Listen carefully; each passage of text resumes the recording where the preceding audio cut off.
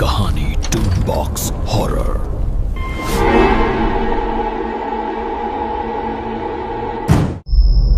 वो रात कयामत की रात थी। आसमानी बिजली की कड़क ने मानो आसमान को चीर दिया था। गांव का नाम था रामगढ़। राकेश गांव के बाहर बने अपने छोटे से क्लिनिक में बैठा था। अपने जीवन के अकेलेपन को दूर करने के लिए वो एक रिसर्च कर रहा था, लेकिन बरसात की उस भयानक रात का काला साया उसकी क्लिनिक पर पड़ चुका था। एक बर्तन में कुछ दवाइयों का मिश्रण उबल रहा था और राकेश सामने खड़े उसे एकटक देख रहा था।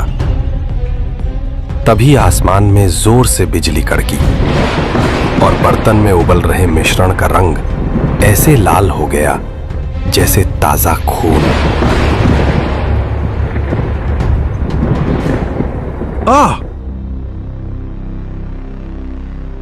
ये क्या हुआ? इस मिक्सचर का रंग अचानक लाल कैसे हुआ? बिल्कुल जैसे खून हो सकता है मुझसे कोई गलत केमिकल इसमें मिल गया हो। हाँ, ऐसा ही हुआ होगा। ओह नहीं, फिर से मैं फेल हो गया। तभी उसे अपने आसपास किसी के होने का एहसास हुआ।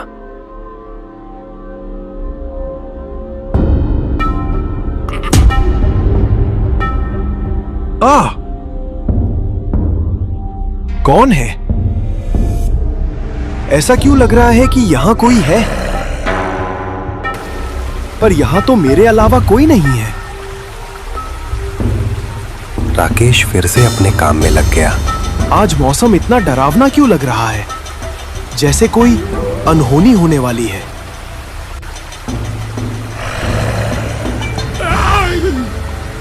वो कौन था? अभी कौन था यहां? पर यहां तो कोई नहीं है। ये आज मेरा दिल इतना क्यों घबरा रहा है? राकेश हकीकत और भ्रम में फर्क कर ही रहा था कि अचानक क्लिनिक के दरवाजे पर एक हल्की सी दस्तक हुई।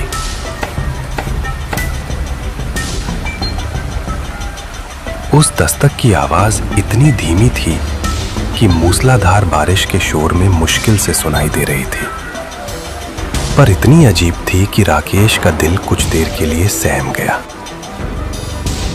अरे, ये इस वक्त दरवाजे पर कौन है?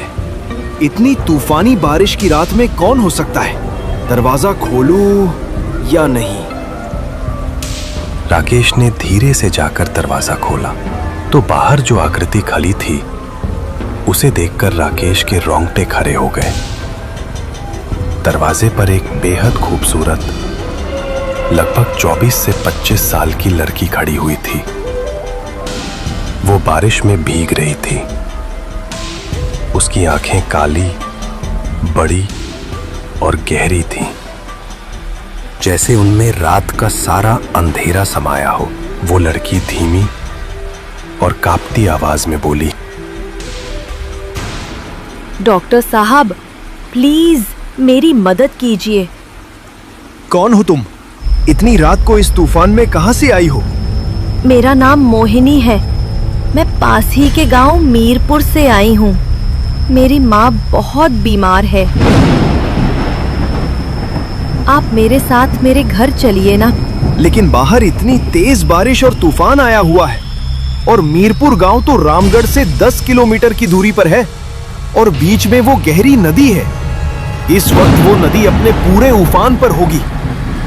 मुझे तो यकीन नहीं आ रहा है कि इतनी काली तूफानी रात में तुम अकेली यहां तक कैसे पहुंची।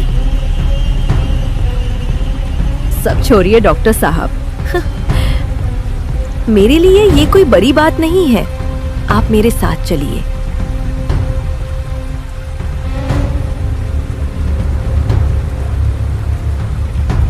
लेकिन इतनी तूफानी रात में नदी के रास्ते सफर करना ठीक नहीं होगा। तुम अंदर आ जाओ। आज रात तुम यहीं रुक जाओ। सुबह होते ही मैं तुम्हारे साथ चलूंगा। मोहिनी की आंखों में अचानक एक रहस्यमयी चमक दिखाई देने लगी। वो कुछ असहज हो गई और बोली, नहीं डॉक्टर साहब, सुबह नहीं। मैं सुबह तक इंतजार नहीं कर सकती। जो करना है आज रात ही करना है। मुझे पता है कि रास्ता खराब, खतरनाक है और मौसम भी, लेकिन मैं एक मछुआरे की बेटी हूँ।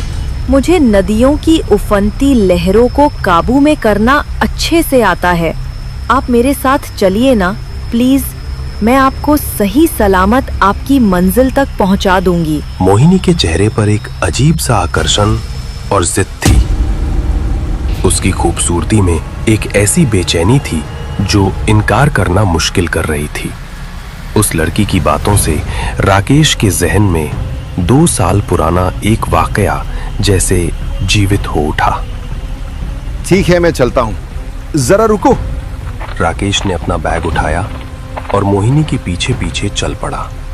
वैसे तुम मेरे छाते में आ सकती हो, बारिश तेज है, भीगकर बीमार पड़ जाओगी। अरे नहीं आप मेरी चिंता ना करें मुझे बस थोड़ी ही देर में अपार शांति मिलने वाली है। मोहिनी की बातों से राकेश कुछ असहज हो गया। इस लड़की की बातें कुछ अजीब हैं।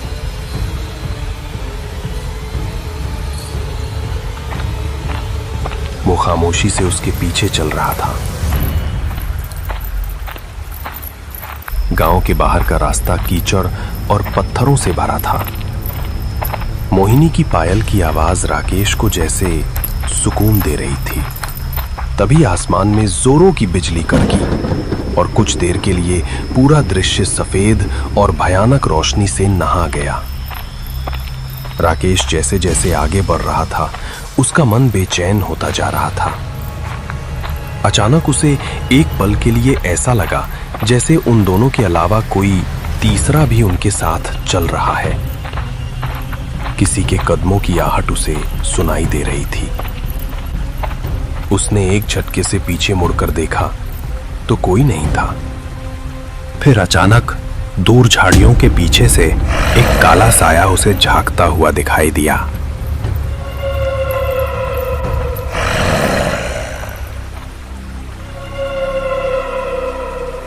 राकेश ठिठक कर रुक गया। वो कौन है? मोहिनी सुनो, वो देखो, वहां झाड़ियों में कोई खड़ा है।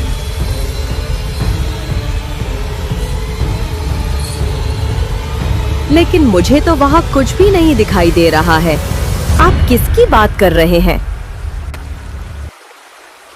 अरे ये तुम क्या कह रही हो? वो सामने उस पेड़ के पास ही तो है। देखो, ऐसा लग रहा है जैसे कोई काली परछाई जैसा कुछ है। वो हमें ही घूर रहा है।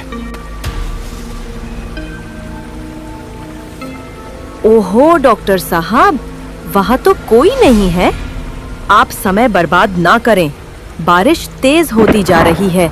मैं अब और इंतजार नहीं कर सकती हूँ। मुझे अपनी मंजिल को जल्द से जल्द पाना है। आप चलिए जल्दी। मंजिल? कौन सी मंजिल? तुम्हारी बातें बड़ी अजीब है। मेरा मतलब है हमें घर पहुंचना है ना। माँ इंतजार कर रही होगी। चलिए। उस काले साए को देखते हुए राकेश मोहिनी के पीछे फिर से चल पड़ा और देखते ही देखते वो काला साया कहीं गायब हो गया। मेरे मन का कोई वहम होगा शायद। पता नहीं आज मुझे क्या हो गया है। आज की रात बड़ी डरावनी सी लग रही है। करीब आधे घंटे के बाद वे दोनों नदी के किनारे पर पहुंच गए। वो नदी काली दरिया के नाम से मशहूर थी। नदी की धारा एक काले सांप की तरह बलखा रही थी। मोहिनी ने राकेश की तरफ एक रहस्यमयी नजर से देखा, जैसे उसका कोई मकसद पूरा हो गया हो। उसने नदी के किनारे पर बंधी एक नाव को खोला। आ जाइए डॉक्टर साहब, बैठ जाइए, जल्दी कीजिए ना। तभी राकेश के मन में एक बुरी आशंका ने दस्तक दी। वो खतरनाक नदी, तेज बारिश और भयानक वातावरण, ये सब मिलकर राकेश के दिल को बेचैन कर रहे थे। लेकिन अब लौटने का कोई रास्ता नहीं था। वो हिचकिचाते हुए मोहिनी से बोला, मोहिनी, ये नदी तो बहुत भयानक लग रही है। कितनी गहरी है। इस खराब मौसम में नदी के रास्ते से जाना सुरक्षित होगा क्या? घबराइए मत, मैं नाव चलाने में माहिर हूँ। ये नदी ये तो मेरा घर है। इससे तो मेरा रोज पाला पड़ता है। आप नाव में बैठ जाइए। मोहिनी के ऐसा कहने पर राकेश असहज मन से नाव में बैठ गया। अब उसके साथ कुछ ऐसा घटित होने वाला था जिसकी उसने कभी कल्पना भी नहीं की होगी। मोहिनी ने पतवार संभाली। वो उस खराब मौसम में नाव को बड़े अच्छे से संभाल रही थी। पतवार पर उसकी पकड़ बहुत मजबूत थी। अब नाव गहरे दरिया में थी। चारों ओर सिर्फ पानी का शोर, बारिश की मार और बिजली की डरावनी चमक थी। राकेश नाव में सहमा हुआ बैठा था, पर मोहिनी की आंखों में एक रहस्यमयी चमक थी। अचानक मोहिनी ने पतवार को छोड़ दिया। उसके चेहरे पर अब मासूमियत नहीं थी। उसकी आंखों में जैसे आग जल रही थी। वो एक गंभीर और ठंडी आवाज में बोली, डॉक्टर साहब। मोहिनी की आवाज बारिश और नदी के शोर को चीरती हुई राकेश के कानों में पड़ी। आपको डर लग रहा है ना? चलिए, मैं आपको एक कहानी सुनाती हूँ। कहानी? कैसी कहानी? एक माँ और उसकी जवान बेटी की कहानी, जो इसी रामगढ़ गांव के पास रहती थी। ठीक है, तुम सुनाओ। कहानी सुनते हुए शायद मेरा डर कुछ कम हो जाए।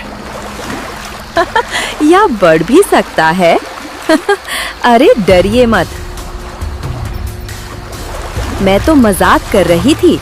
अभी थोड़ी देर में सब पता चल जाएगा आपको। चलिए, मैं आपको वो कहानी सुना ही देती हूँ। उस दिन ऐसी ही एक बरसात की तूफानी रात थी, जब उस लड़की की माँ बीमार थी और वो लड़की इसी नदी के रास्ते लहरों के तेज उफान को झेलते हुए आपके क्लिनिक तक पहुंची, ठीक उसी तरह जैसे आज मैं आई हूँ। राकेश का दिल जोरों से धड़कने लगा। ये कहानी उसे किसी की याद दिला रही थी। उस लड़की ने बिल्कुल मेरी तरह ही आपसे अपनी माँ के लिए गुहार लगाई थी। वो आपके सामने गिड़गिड़ाई। उसने बहुत मिन्नतें की कि आप उसके साथ उसके घर चले और उसकी माँ का इलाज करें, पर आपने उसकी बात नहीं सुनी और मना कर दिया। आपने कहा कि आप इतनी तूफानी रात में उसके साथ नहीं चलेंगे। आपने उसे सुबह आने को कहा, पर उसकी माँ वो रात नहीं गुजार पाई और मर गई। डॉक्टर राकेश के माथे पर पसीना आ गया। हाँ, लगभग 2 साल पहले की बात है। तब मैंने वाकई में उस लड़की के साथ जाने से मना कर दिया था। मुझे लगा था कि वो झूठ बोल रही है। शायद उसकी माँ इतनी बीमार नहीं होगी। हाँ, इसके आगे की कहानी पता है आपको? मैं बताती हूँ। उस लड़की के पास उसकी माँ के सिवा और कोई नहीं था। जब वो लड़की अकेली हो गई, तो गांव के कुछ गुंडों ने उस लड़की को परेशान करना शुरू कर दिया। उसे लगा कि अब उसकी जिंदगी का कोई मकसद नहीं, और एक दिन, हट जाओ मेरे रास्ते से, जाने दो मुझे। अरे छोड़ कैसे दे, आज तू बचेगी नहीं, बहुत अकड़ती है ना। अरे वो भाग रही है, पकड़ो उसे, भागने ना पाए। उस दिन भी ऐसी ही बरसात की भयानक काली रात थी। गुंडों से बचने के लिए वो लड़की भागती हुई नदी के पास पहुंच गई और उन गुंडों ने उसे चारों तरफ से घेर लिया। फिर उसने इसी नदी में कूदकर अपनी जान दे दी। मोहिनी का चेहरा उदासी और नफरत से भर गया था। उसकी आंखों से आंसू बह रहे थे। उसके आंसू बारिश के पानी से भी ज्यादा ठंडे थे।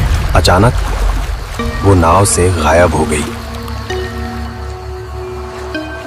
अरे वो लड़की, वो कहाँ गई? अभी तो यही थी। मोहिनी, मोहिनी, इस उफनती नदी में नाव को ऐसे छोड़कर कहाँ गई? मुझे तो नाव को चलाना भी नहीं आता। मैं डूब जाऊंगा। मोहिनी, कहीं वो नदी में तो नहीं गिर गई? हे भगवान।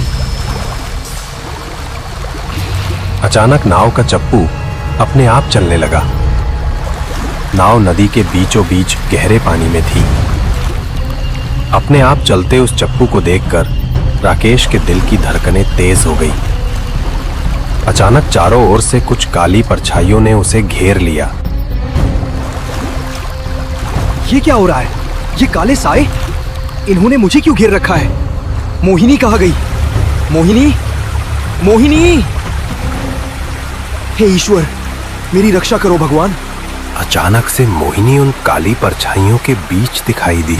उसका चेहरा मासूम नहीं बल्कि किसी निर्जीव आत्मा का था। उसकी भयानक हंसी पूरे वातावरण में गूंज उठी।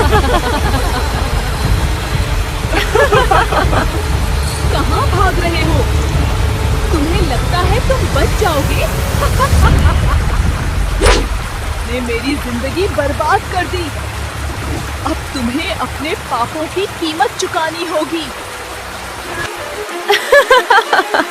मोहिनी, डॉक्टर साहब, मैं वही मोहिनी हूँ। हाँ, मैं वही लड़की हूँ। डॉक्टर राकेश, तुम्हारी वजह से मेरी माँ और मुझे अपनी जिंदगी खोनी पड़ी। तुम्हें इसकी कीमत चुकानी पड़ेगी। मोहिनी की असलियत जानकर राकेश की सांसें जैसे अटक सी गईं। पर मुझे नहीं पता था कि मेरी वो छोटी सी गलती किसी के लिए इतनी भारी पड़ेगी। मुझे माफ कर दो प्लीज। मैं डर गया था। उस दिन भयानक तूफान आया था। फिर भी मुझे माफ कर दो। जाने दो मुझे। जाने दूं? कैसे जाने दूं? मुझे अपनी माँ को बचाना था, पर तुम्हारी वजह से मैं उन्हें नहीं बचा पाई। आज मैं तुम्हें छोड़ूंगी नहीं। आज मेरा बदला पूरा हो जाएगा और मेरी आत्मा मुक्त हो जाएगी। आज तुम्हें भी उसी दर्द से गुजरना पड़ेगा जिस दर्द से मैं और मेरी माँ गुजरे थे। बिना पतवार इस नाव में तुम ज्यादा देर तक जिंदा नहीं बचोगे। तुम इस खूनी दरिया में डूबकर मर जाओगे। तभी नाव के चारों तरफ मंडराते काले साए गायब हो गए। मोहिनी जोर से चिल्लाई, ये दरिया तुम्हें खा जाएगा डॉक्टर साहब। अब तुम भी मेरी तरह बन जाओगे। आओ, चलो मेरे साथ। इतना कहकर मोहिनी उस भयानक बारिश में विलीन हो गई। नदी में एक जोरों की लहर उठी और नाव को अपने अंदर समा लिया। राकेश नदी के बीचों बीच गहरे पानी में झटपटा रहा था। उसने जिंदा बचने की उम्मीद को छोड़ दिया था। तभी दूर नदी में एक मंद रोशनी आती दिखाई थी। वो रोशनी किसी नाव से आ रही थी। वो नाव कुछ मछुआरों की।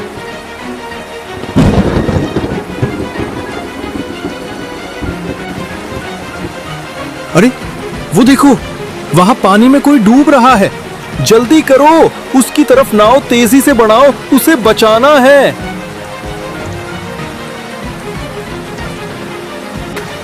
आ जाओ, अपना हाथ दो, जल्दी करो। मछुआरों ने डॉक्टर राकेश को पानी से निकालकर अपनी नाव में खींच लिया। राकेश सदमे में था। उसकी हालत डर से खराब हो चुकी थी। तुम नदी में कैसे गिरे? और तुम्हारी नाव वो कहाँ है? वो डूब गई नदी में। पर इस तूफानी रात में नदी में उतरे ही क्यों? तुम तो एक मछुआरे भी नहीं लग रहे हो। फिर? राकेश ने कांपते हुए अपनी पूरी कहानी उन मछुआरों को बताई। समझ गए, ये वही लड़की है, मोहिनी।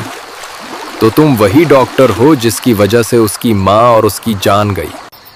वो एक छलावा बन चुकी है।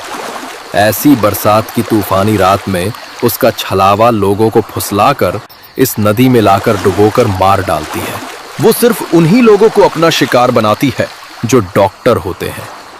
वो बदले की आग में जल रही है। पता नहीं उसकी आत्मा को कब शांति मिलेगी।